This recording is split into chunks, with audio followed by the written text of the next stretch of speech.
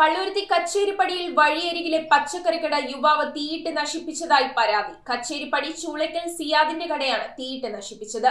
കഴിഞ്ഞ ദിവസം അർദ്ധരാത്രിയിൽ യുവാവ് കട നശിപ്പിക്കുന്നതിന്റെ CCTV ദൃശ്യങ്ങളടക്കം പോലീസിന് കൈമാറിയിട്ടും യാതൊരു നടപടിയും ഉണ്ടായിട്ടില്ലെന്ന് കട ഉടമ.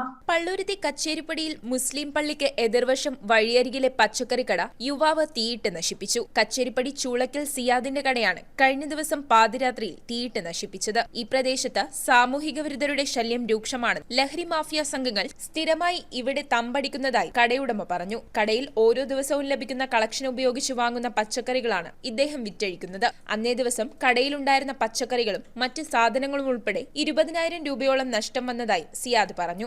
രാത്രി ഞങ്ങള് 11 മണിയെ കട പൂട്ടി പോയപ്പോൾ ഞാനും മോനും ഉണ്ടായി. കടയൊക്കെ പൂട്ടി ഞങ്ങൾ വീട്ടിൽ പോയി. 1 മണിയായപ്പോൾ 1 മണി കഴിഞ്ഞ് ഞങ്ങൾക്ക് മോനിക്ക് കോള് വന്നു.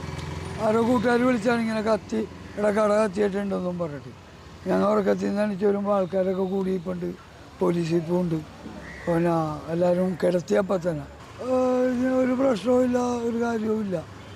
എന്താണെന്ന് അറിയില്ല. ഇവർ ഈ ഒന്നാമത്തെ മയക്കുമരുന്നിൻ്റെ ടീമുകളൊക്കെ ഉണ്ട്. വെള്ളവും മയക്കുമരുന്നും മിക്കപ്പോഴുമായി ചെയ്തവൻ ഒരു ഫുള്ളും കുപ്പിയായിട്ട് 5-6 പേരായിട്ട് അതിൻ്റെ ഉള്ളിലേക്ക് പോകണതാണ്. ഡെയിലി പോകുന്നുണ്ട്. അവിടെ നിന്നിട്ട് എല്ലാം ചെയ്യണത്. കുറേ കഴിയുമ്പോൾ ഇവർ അടിച്ച് പാമ്പായിട്ടൊക്കെ വരും, തമ്മിൽ തല്ലും.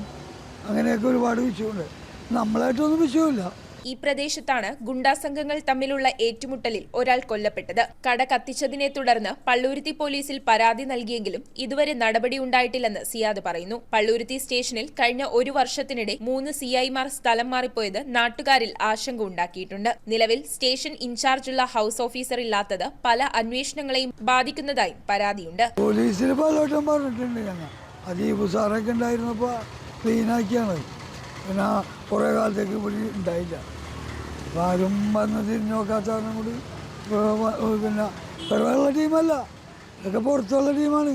ഇപ്പോൾ ഇവൻ പഠിത്തലെല്ലാം താമസിക്കണം ചെയ്തു. അവരുടെ കൂട്ടത്തിൽ 3-5 പേരുണ്ടായി ഇവിടെ. പക്ഷെ അവരൊന്നും ഉണ്ടായില്ല എന്ന് പറഞ്ഞു. News bureau, Kochi. Premium quality granite, tiles, stone, AEC block, sanitary തുടങ്ങി ഫ്ലോറിംഗിന് ആവശ്യമായ എല്ലാ മെറ്റീരിയൽസും ഏറ്റവും കുറഞ്ഞ വിലയിൽ ഇവിടെ ലഭ്യമാണ്. തറയിൽ ഗ്രാനൈറ്റ്സ്, MLA റോഡ്, പള്ളുരുത്തി.